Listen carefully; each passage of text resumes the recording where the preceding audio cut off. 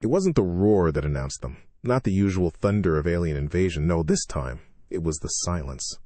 The air pressure dropped, then returned. A shimmer across the main lab's reinforced window. That was the first sign. Not an alarm, not a blaring siren, just a subtle, impossible shift. Dr. Eris Thorne, head of Project Spark, felt it in his teeth. A phantom echo of a distant explosion. He looked up from the diagnostic readouts, a frown pulling at his brow. He wasn't alone. Security Officer Ramirez, leaning against a console nearby, also straightened, his hand instinctively dropping to the sidearm at his hip. "Did you feel that?" Ramirez's voice was a low rumble, barely audible over the hum of the dormant weapon core in the room's center. Thorne nodded slowly. "Pressure wave. But there's no correlating atmospheric disturbance on the sensors. No seismic activity." Outside, the stars were still. Too still. Then, a whisper. A sound like silk tearing. Magnified. Not loud, but somehow restores its spice to nui your skull. A section of the ceiling, supposedly impenetrable, began to asterisk distort. It didn't break.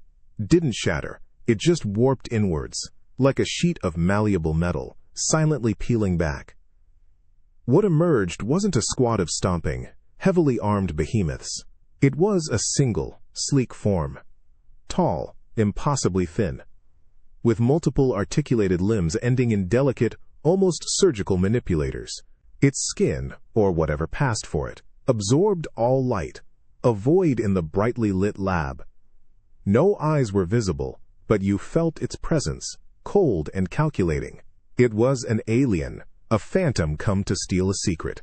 It moved with chilling efficiency, bypassing every laser grid, every motion sensor, as if they simply didn't exist. It glided towards the central containment field where Project Spark, the prototype weapon, pulsed with a dull, suppressed energy. Humanity's intuition screamed. They hadn't accounted for human awareness, that sixth sense that screams, danger, when logic has yet to catch up. "Hold!" Ramirez's shout cracked the eerie silence. He raised his standard-issue plasma rifle, the bright muzzle flash illuminating the alien's features for a split second. The alien paused, its head-like appendage tilting infinitesimally. A soft, trilling sound, like high-frequency insects, emanated from it. It wasn't speech. It was assessment. Thorne knew, a cold certainty settling in his gut. He knew what they were after. Project Spark. A device that could crack continents, boil oceans, and turn starships into dust. A device so terrifyingly potent, humanity had locked it away. A deterrent so absolute it was never meant to be used. The alien, in its arrogant stealth, didn't bother with Ramirez. It didn't even acknowledge the threat. It simply extended a manipulator towards Spark's containment. A field of blue energy rippled around its limb, ignoring the lab's defenses, reaching for the core. Ramirez fired. A searing bolt of plasma slammed into the alien's side. It shimmered, absorbing the energy without a mark, then flickered. It was a projection, a decoy. "Behind you!" Thorne yelled, pointing to the shadows near the entrance. The real one, smaller, almost invisible against the dark wall, was already there. It was opening the containment field. No, not opening it. It was phasing through it. A feat of technology Thorne had never even conceived. "It's locked," Thorne muttered, half to himself, half to the silent, observing alien. "Not for us. For you." The alien paused again, its movement still. Its trilling sound grew higher, faster, like a question. Then it continued. A slender, jointed limb, covered in intricate biocircuitry, touched the weapon's core. A pulse. Not from the alien, but from Spark itself. The lab lights flickered, dimmed, then flared with an angry red glow. The weapon wasn't activating a certain Ford das the alien. It was reacting a certain form, spasmed. The impact was bone-jarring. Ramirez, a man built more for endurance than speed, drove his shoulder into the alien's slender form. A strange, brittle crackle echoed through the lab, not like bone, but like stressed chitin. The alien shrieked again, a sound now infused with a raw, undeniable pain, a high-pitched frequency that vibrated through your chest cavity. Alarms, finally catching up, painted the lab in strobing crimson, turning the pristine white walls into a frantic, dangerous landscape. Ramirez wrestled with the creature, a flurry of impossibly fast, jointed limbs lashing out. He felt the sting of a sharp appendage grazing his arm, but his grip, fueled by adrenaline and training, was unyielding. The alien was surprisingly light, but strong, thrashing with an alien ferocity he'd never encountered in simulations. It wasn't just fighting. It was trying to disengage, to escape, its primary objective now secondary to its sudden, overwhelming agony. Dr. Thorne, caught between the blaring alarms and the raw violence unfolding, moved. He didn't have a weapon, but he had a mind honed for crisis. His gaze snapped from the grappling figures to Project Spark. Still humming its low, ominous tone, its protective field now shimmering with a vibrant, angry blue. It was actively repelling the alien, a defensive mechanism triggered, not just a lock. "Ramirez! Get its manipulator away from Spark!" Thorne yelled, his voice strained but clear over the din. He knew the alien's attempt to activate the weapon had backfired, but he didn't know how long Spark's defense would hold, or what further contact might do. The alien, disoriented and wounded, wasn't thinking tactically. It was reacting to pain. Its biocircuitry, exposed where Ramirez's tackle had stressed its form, pulsed erratically. It tried to reach for Spark again, drawn by some primal instinct, perhaps to understand what had rejected it, what had hurt it. No. Ramirez grunted, twisting, leveraging his bulk. He hooked an arm around one of the alien's slender limbs, pulling it back, away from the glowing prototype. He could feel the alien's desperation, its fear. It wasn't just a machine. It was a living, breathing entity, caught off guard by the sheer, unbridled physical defiance of a human.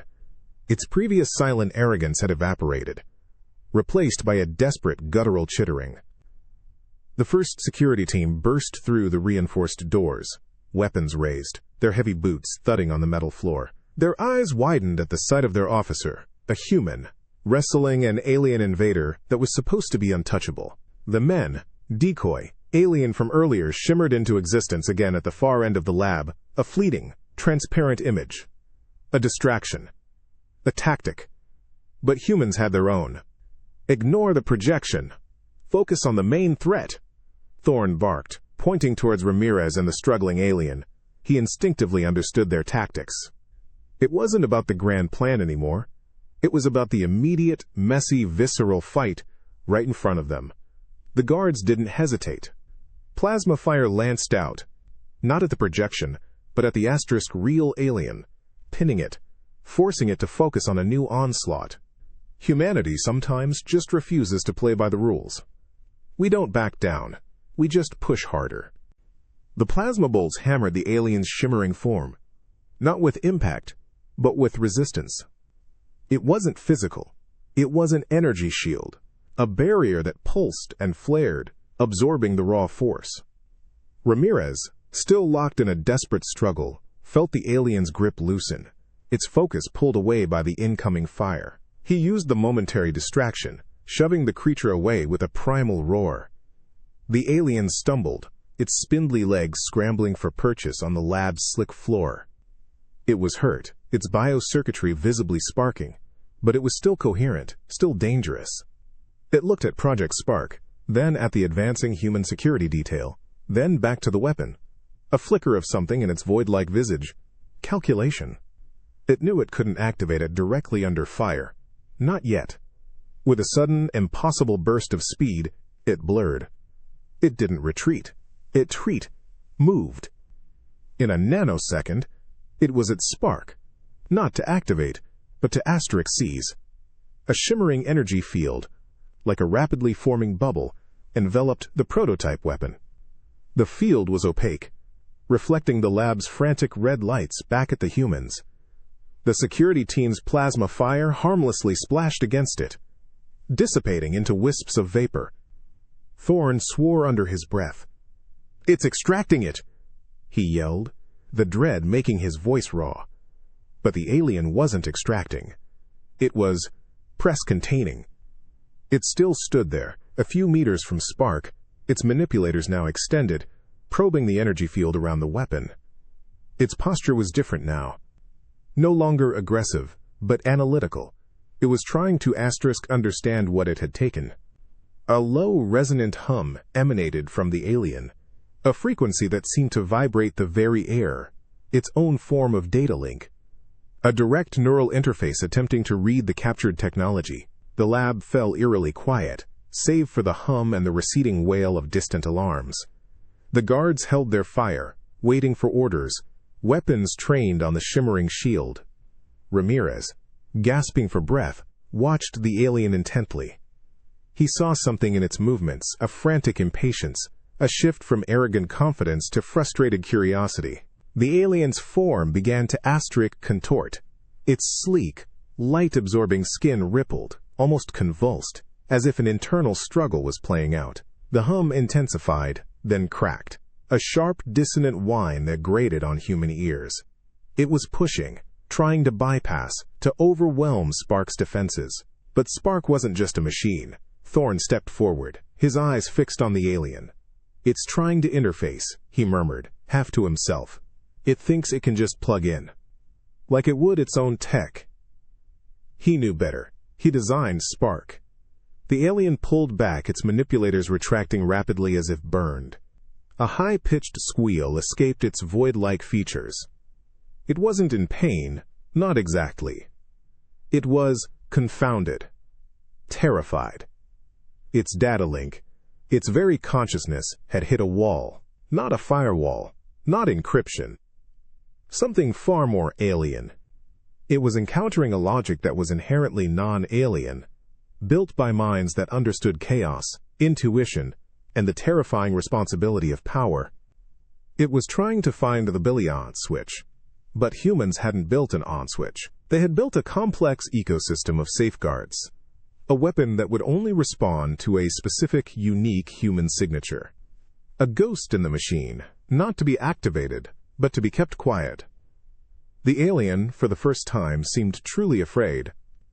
Not of humans, but of the conseng humans had made. A silent, chilling realization settled over the lab. Humans didn't just build weapons. They built puzzles. And some puzzles were designed to punish those who tried to solve them without understanding the human heart. The air in the lab grew heavy, almost viscous. The containment bubble around Project Spark, still pulsating with that ominous contained energy, began to shimmer with an angry, volatile intensity. The alien, its slender manipulators still pressed against the field, was no longer probing. It was pushing. A high-frequency whine, almost beyond human hearing, vibrated through the floor, making the very bones in your skull ache. Dr. Thorne watched, a knot of dread tightening in his stomach. He recognized the pattern. The alien was funneling raw processing power, its entire consciousness, into Spark's core. It wasn't trying to decrypt anymore, it was trying to overwhelm. To brute force the weapon into submission, assuming that superior alien intellect could simply dominate human engineering. "It's trying to force a connection," Thorne muttered, his voice barely audible over the escalating hum. "It thinks it can just seize control." He knew, with a certainty that chilled him to the core, that the alien was about to get a very unpleasant surprise. Spark wasn't designed to be taken. It was designed to be contained. The alien's void-like form began to ripple, not from an outside force, but from an internal convulsion. Its sleek skin seemed to stretch, contort, as if struggling to contain an immense, unseen pressure. The high-frequency whine spiked, becoming a dissonant shriek that grated on every nerve. It wasn't a sound of pain, not physical. It was a scream of pure, unfathomable mental agony. Then, with a violent, jarring lurch, the alien snapped back. Its manipulators tore away from the containment field as if they'd been seared. It stumbled, legs splaying, collapsing onto the lab floor in a heap of twitching limbs. Its previously composed, calculating demeanor was shattered. A thin, iridescent fluid began to leak from fine cracks, appearing on its dark, chitinous surface. Officer Ramirez, his rifle still aimed, watched the alien writhe, a guttural, choked chittering escaping its features. It wasn't just physical distress, it was terror. Raw, unadulterated terror. The containment field around Spark, in contrast, simply glowed brighter, a steady, triumphant blue, before returning to its subdued hum. "What? What just happened?" Ramirez asked, his voice rough. Thorne, his eyes wide, shook his head slowly. It tried to activate Spark. It tried to understand its logic, its purpose. And Spark showed it. He gestured vaguely at the twitching alien. It showed it everything. The alien pushed itself up, trembling, its articulated limbs struggling for purchase. Its head swiveled, no longer with cold arrogance, but with a horrifying, frantic comprehension. It looked at Spark, then at Thorne, then at the guards. It wasn't afraid of the weapons now, not of the humans. It was afraid of what it had glimpsed within the human creation. The sheer, devastating scale of the power, the terrifying reason Tronsola humans had sealed it away. Not because they couldn't control it, but because they could, and they chose not to. Its chittering faded, replaced by a low, desperate hiss. The asymmetrical threat, it turned out, wasn't the humans' ability to fight. It was their chilling capacity for self-restraint. And the alien had just been given a peek behind that curtain. Some truths are too heavy for even the strongest minds to carry. The alien wasn't collapsing. It was scrambling. Twitching limbs found purchase, pushing its body upright with frantic energy. The high-pitched chittering deepened to a guttural sound, like dry leaves skittering. Its head-like appendage swiveled wildly, searching. Not an attack vector, but an escape route. It had seen something inside Spark, something that shattered its cold, alien logic, glimpsed humanity's terrifying potential, and it was running. Officer Ramirez didn't hesitate. He might not grasp the alien was suddenly gripped by terror, but he understood a vulnerable target. "It's trying to flee," he barked, lunging. The security team, stunned by the alien's collapse then resurgence, snapped to action. Plasma bolts, no longer measured, rained down, targeting its thrashing limbs. The alien didn't bother with an energy shield. It simply evaded. A blur of dark chitin against the flashing red. It moved with a speed that defied physics, a panicked zigzag, almost impossible to track. It wasn't retreating. It was bolting, a cornered animal desperate to escape the predator it had just realized existed. Cut off its escape to the ceiling. The breach point. Dr. Thorne roared, pointing a trembling finger. He knew. He saw it in the alien's frantic movements, in the residual psychic echo. Spark had given it a nightmare, a vision of true power. The alien wanted nothing more than to put distance between itself and this human ingenuity. One of the security guards, Sergeant Lena Hansen, a veteran of countless containment drills, moved with sudden grace. She didn't fire. She anticipated. Dropping her plasma rifle, she triggered a compact gravnet launcher, designed for non-lethal apprehension. A shimmering web of energy shot out, not at where the alien was, but where it would be. The alien, in its frantic flight, ran straight into it. The gravnet shimmered, crackled, slammed shut, binding the alien in invisible, crushing force. It hit the floor with a dull thud, struggling, its chittering now a full-throated, despairing shriek. Multi-jointed limbs thrashed, tearing at the bonds, but the gravnet, designed for human strength, was more than enough. Ramirez arrived moments later, boots skidding to a halt near the captured alien. He looked down at the writhing creature, its palpable fear and elegant form twisted by the net. He didn't feel triumph, only a chilling understanding. This alien had been arrogant, powerful, confident. Now, it was just scared. Humanity had shown it something incomprehensible, unconquerable.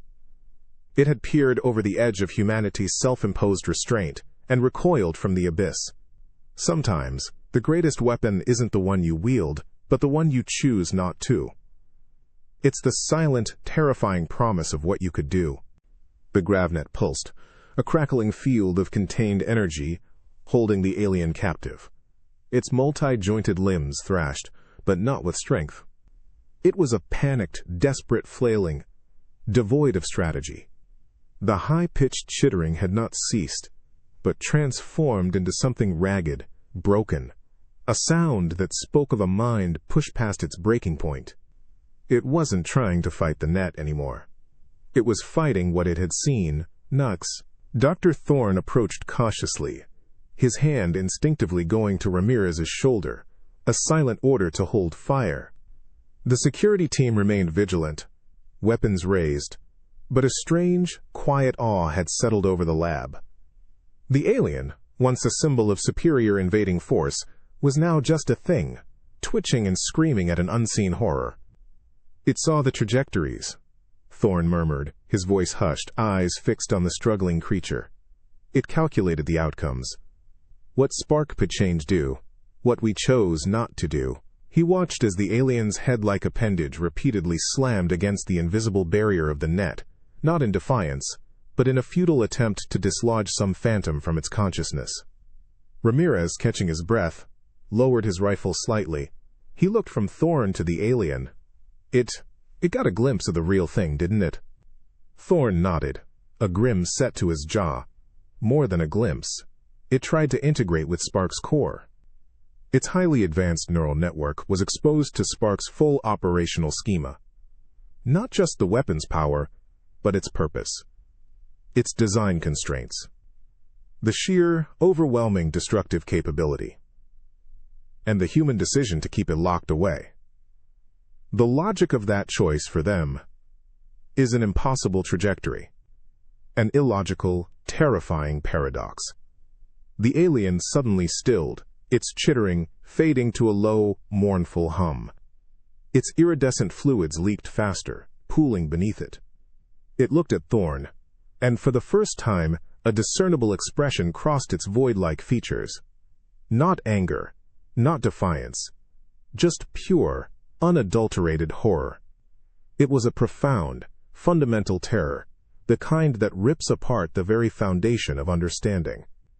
It had encountered an alien psychology that defied all its computations, all its predictions. The gravnet shimmered, holding firm. The air no longer vibrated with its raw fear, but with a palpable sense of utter defeat. Humanity had not just captured an alien. They had broken its mind with a concept, the idea that such power could exist, and be willingly contained. That was the truly impossible trajectory for an invading force. Sometimes the most brutal blow isn't dealt with a fist or a weapon, but with a terrifying, undeniable truth. The gravnet still pulsed, crackling faintly around the captured alien, but a new, insidious hum began to emanate from the creature itself. It wasn't loud, not like the weapon's hum or the blaring alarms. It was a subtle, internal vibration, a frequency that felt wrong, somehow unnatural in the lab's controlled environment. Dr. Aries Thorne felt it first, a phantom itch behind his eyes, a strange resonance in the air. He stepped closer to the gravnet, ignoring the lingering iridescent fluids on the floor, his brow furrowed in concentration. The alien's thrashing had subsided to a low tremor, its multi-jointed limbs twitching involuntarily. But its void-like visage was no longer contorted in pure terror. There was a desperate focus there now, a chilling resolve. "It's broadcasting," Thorne said, his voice quiet, almost a whisper, yet it cut through the residual tension in the room. He wasn't guessing. His gut, honed by years of working with volatile, unknown energies, knew. Officer Ramirez, still positioned protectively between Thorne and the alien, glanced at the doctor, then back at the captured creature. Broadcasting what? A distress signal? Thorne shook his head, a grim certainty settling over him. Worse. It's sending a data packet. Everything it experienced, everything Spark showed it. He pointed to a small, almost invisible energy signature rippling around the alien's head-like appendage, a faint distortion in the air. It's trying to upload the raw data, the neurological imprint of what it saw inside Spark. Its command ship will understand. The implication hung heavy in the air. The alien had been broken by the truth of Spark's potential, by humanity's terrifying restraint. Now it was trying to transmit that very truth, that chilling knowledge, back to its fleet. It wasn't a distress call for rescue, it was a warning. A tactical report so vital, the alien was risking its very consciousness to deliver it. Can we stop it? Sergeant Hansen asked, her voice tight, her eyes scanning the lab's deactivated sensor arrays. Thorne was already moving, rushing to a nearby console, his fingers flying across the holographic interface. It's a low-frequency, highly encrypted burst. It's using its own biological systems to power the transmission, a final act of defiance. He slammed a palm onto a glowing red button. Ramirez, get a focused EMP burst ready. But don't fire until I say so. We need to analyze this frequency before we blind ourselves. The alien's hum intensified. A piercing drone that vibrated through the floor, a palpable current of data screaming into the void. It was pushing through its agony, overriding its own fear, driven by an alien concept of duty. Humans underestimated their enemy's resolve, sure. But the enemy had fatally underestimated human ingenuity and the protective layers they'd built around their most dangerous secrets. The battle wasn't just physical anymore. It was a desperate, invisible war for information. The human fight isn't always about brute force. Sometimes, it's about holding on to a secret that could break an entire galaxy. The piercing drone from the captured alien intensified, vibrating through the very soles of their boots. It wasn't just a sound. It was a physical pressure, a subtle warping of the air as its biosystem strained, pushing a torrent of raw, unfiltered data into the void. Dr. Eris Thorne's holographic console flared with frantic activity, attempting to pinpoint the transmission's frequency, to analyze its burst signature, to asterisk understand what the alien was sending before they cut it off. It's not just data, Thorne grunted, his fingers flying across the interface, his face illuminated by the green and red readouts. It's an emotional payload, a neural dump. It's broadcasting its raw fear, its comprehension of Spark's power, and our choice to contain it. Its own species' entire understanding of conflict, power, and morality is being fundamentally shattered, and it's transmitting that breakdown. Officer Ramirez, EMP rifle poised, felt a chill crawl up his spine. The drone was getting under his skin, a visceral wail of alien terror. He could feel the desperation, the absolute horror embedded in that frequency. So it's sending a warning? He asked, his voice low. More than a warning, Thorne corrected, a grim determination in his eyes. It's sending an equation of fear. Its people will receive not just technical specifications, but the psychological impact, the sheer, incomprehensible threat we represent, not for what we do, but for what we don't. He slammed his hand on a final button. Now, Ramirez. Target the emitter at its head. Full EMP burst. Don't let that signal go any further. Ramirez didn't hesitate. The EMP rifle hummed, charging, a crackling blue energy building at its muzzle. He squeezed the trigger. A concentrated wave of electromagnetic force erupted, a silent, invisible punch that slammed into the gravnet and the alien beneath it. The drone from the alien flatlined. Its multi-jointed limbs spasmed one last time, then went utterly still. The iridescent fluid oozed slower, then stopped. The tiny energy signature around its head vanished. The gravnet flickered, then held, its job done. The silence that followed was profound, almost deafening after the frantic symphony of alien fear and human defiance. Thorne slumped against the console, breathing heavily. He looked at the inert alien, then at Project Spark, still humming its quiet, contained tune. The battle wasn't just won in the physical realm. It was won in the realm of perception, of information. The alien's last, desperate act to warn its species had been turned against it, intercepted, and analyzed by the very beings it now understood were the most dangerous in the galaxy. Fear is a universal language. But sometimes humans write equations with it that no alien can solve. The EMP's raw punch had silenced everything. The alien lay motionless in the gravnet, a dark, crumpled shape. Project Spark hummed, a low, contented thrum at the lab's center, its contained power quiescent once more. For a long moment, the only sound was the ragged breathing of Dr. Eris Thorne and Officer Ramirez, but the silence that followed felt wrong. It was too absolute, a vacuum where chaotic echoes should still linger. Then, a faint, almost imperceptible supping broke the quiet. Not from inside the lab, but from a diagnostic terminal by the far wall, one that had been designated for external sensor feeds, ostensibly offline since the breach. Thorne's head snapped towards it, his eyes narrowing. "What was that?" Ramirez asked, his EMP rifle still warm in his hands. His guard was up, despite the apparent calm.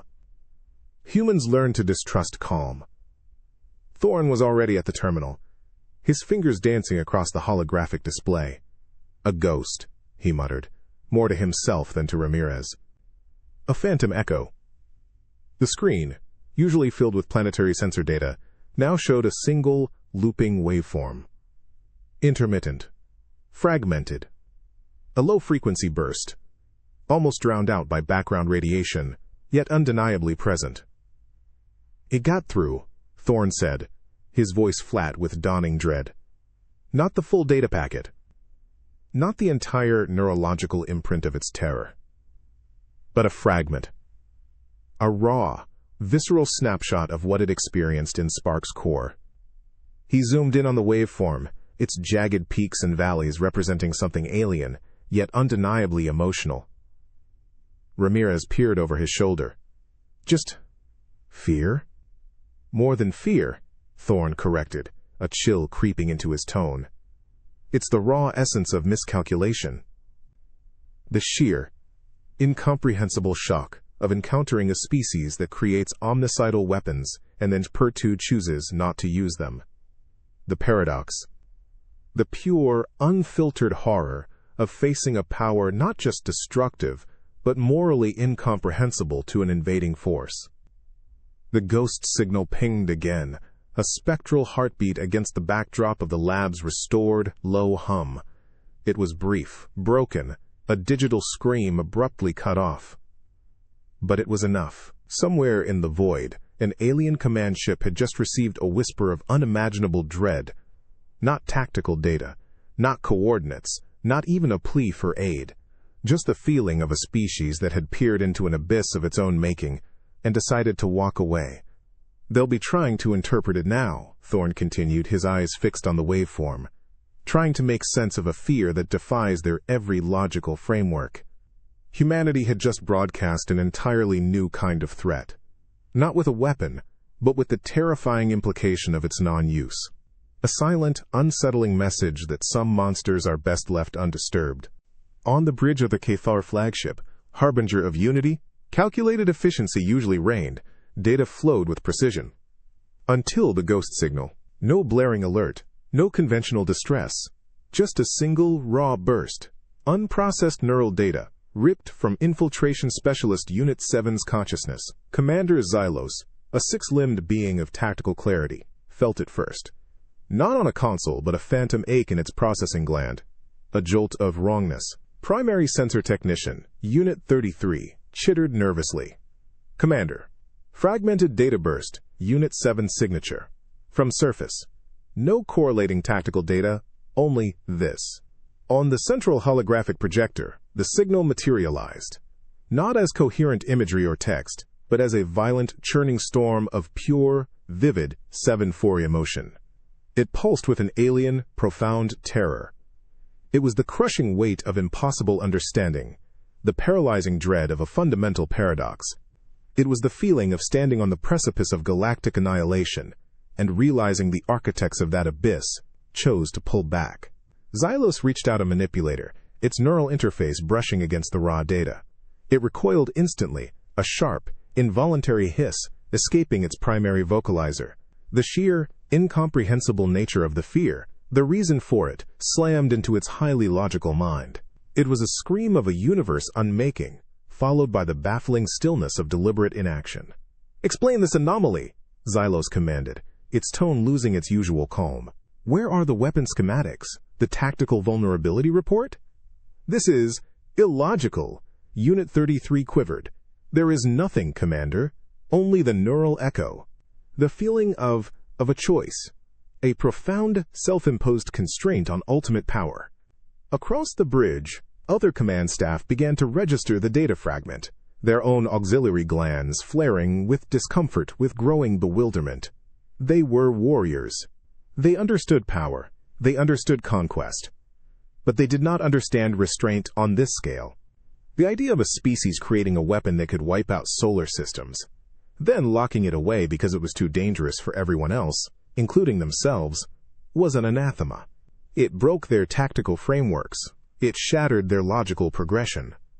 Murmurs began. Not of fear, not yet, but of profound, dangerous confusion. Disbelief, shading into something colder. If the humans possessed such power and chose not to wield it, what else did they choose not to do? What other terrifying paradoxes lay hidden within their unpredictable minds? The cohesion of the Cathar command, built on cold logic and predictable threat assessment, began to fray. A fissure opened, driven by the impossible truth of humanity. Sometimes, the most devastating weapon is not a blast of energy, but a quiet, unnerving truth that dismantles an enemy's very will to fight. The bridge of the Cathar flagship, harbinger of unity, usually a symphony of precise data and unwavering command, had become a chamber of discordant whispers. Commander Xylos stood rigid, its 6 limbs braced against the tactical holotacle. The ghostly, fear-infused data burst from Unit 7 still rippled faintly on the main display, a chaotic energy signature that grated against the logical processing nodes of every Cathar officer present. Unit 33, the sensor technician, chittered nervously again. Commander, the signal's residual psychic echo. It continues to disrupt our predictive algorithms. Our models cannot account for the observed variable, deliberate non-utilization of such a potent device. Xylos's primary optical sensor swiveled to the technician. Elaborate, Unit 33. This paradox is destabilizing the entire chain of command. Present a viable strategy. Another officer, Strategist Unit 14, stepped forward, its vocalizer raspy. Commander, the human data indicates a weapon capable of planetoid-level devastation, yet the emotional payload from Unit 7 suggests it was actively shielded against external activation. Not for human safety, but for broader existential containment. This implies a level of destructive capacity beyond our comprehension, coupled with an illogical moral constraint. A new wave of unease rippled through the bridge. The Cathar understood conquest, efficient resource acquisition, and surgical elimination of threats. They did Twunchen understand self-imposed, species-wide moral limits on absolute power. That was anathema to their very existence. It was a variable that broke every wargaming simulation, every tactical projection. The logical conclusion, Unit 14 continued, its voice strained, is that humanity represents an unprecedented existential threat. Not by its actions, but by its potential for inaction. For possessing such power and choosing not to wield it, they are unpredictable, unquantifiable. Its manipulator gestured to the ghost signal, now pulsing with a deeper, more chilling red. My tactical recommendation: a full-spectrum planetary sterilization. Eliminate the source of this illogical variable before it corrupts our core tenets of engagement. A collective chittering erupted across the bridge. Annihilation. Total. Absolute. It was a last resort, always, even for the Cathar. But now, it was being proposed out of fear. Fear not of humanity's strength, but of its terrifying Kedia mind. Xylos felt the weight of it. The Carbinger carried enough firepower to scour this planet clean. But the ghost signal had infected its certainty. If humanity chose not to use such a weapon, what other horrors might they possess and deliberately suppress?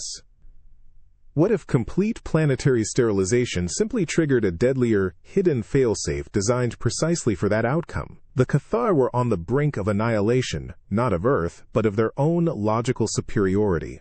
No, Xylos stated, the word cutting through the fractured debates, its voice heavy with a new, terrifying uncertainty. Not yet. We do not understand this species. To cleanse them would be to invite an unknown, perhaps far greater, catastrophe. Some truths, once glimpsed, haunt you more profoundly than any weapon. Commander Xylos's single word, no, still vibrated through the bridge, heavy with an alien form of strategic paralysis. The ghost signal, that raw, visceral scream of Unit 7's terror, no longer pulsed violently. It had settled into a slow, chilling throb on the main display, like a dying heartbeat, yet its resonance echoed deeper within the logical processing nodes of every Cathar officer. Unit 14, the strategist, lowered its manipulator. Commander, my projections are unstable. The variables introduced by the human species' moral architecture are rendering all offensive models invalid. We cannot predict the response to a full-spectrum planetary assault because we cannot comprehend their prior non-response to their own ultimate weapon. Its voice, usually firm, was edged with a tremor. Xylos rotated its primary optical sensors, sweeping across the bridge crew. The controlled whispers had ceased, replaced by a suffocating silence. Each Cathar officer was processing not just the data, but the two's implication. The ghost signal had been more than just a warning. It was a direct injection of pure, unfiltered human dread into their collective consciousness. It wasn't a virus, but an empathy cascade, a forced glimpse into the human psyche. They felt, albeit through a filter of alien biology, the overwhelming burden of humanity's choice to lock away Spark. The sheer, terrifying weight of that decision, the boundless power contained, and the moral fortitude to contain it for everyone else. The humans, they understand the true cost, Xylos stated, its vocalizer barely a hiss, not just to themselves, but to the galaxy, and they accept that responsibility. To activate Project Spark would be to accept nothing less than galactic annihilation. And they chose to forbid it. Its 6 limbs clutched the tactical holotable, not in anger, but in a desperate attempt to ground itself against this psychological onslaught. Unit 33, the sensor technician, piped up, its chittering now less nervous, more filled with an alien kind of awe. Commander, further analysis of the ghost signal suggests that Unit 7's final moments were not just fear of death, but fear of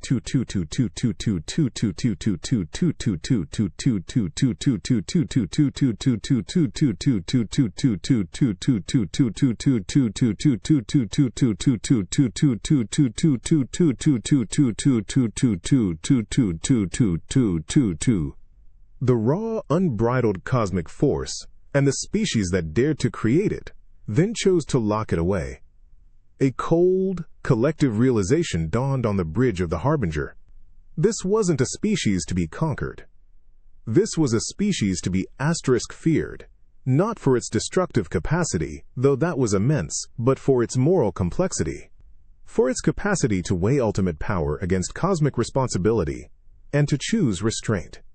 That was the truly alien, the truly dangerous trait. Recall all forward elements, Xylos ordered, its voice resonating with newfound, chilling conviction. Prepare for immediate withdrawal from this system. Disengage all offensive protocols. The invasion is terminated. The Cathar had come to conquer. They left, broken not by a weapon, but by the terrifying moral weight of humanity's refusal to use one. Some victories are won in the silence between heartbeats, where the true cost of power is understood.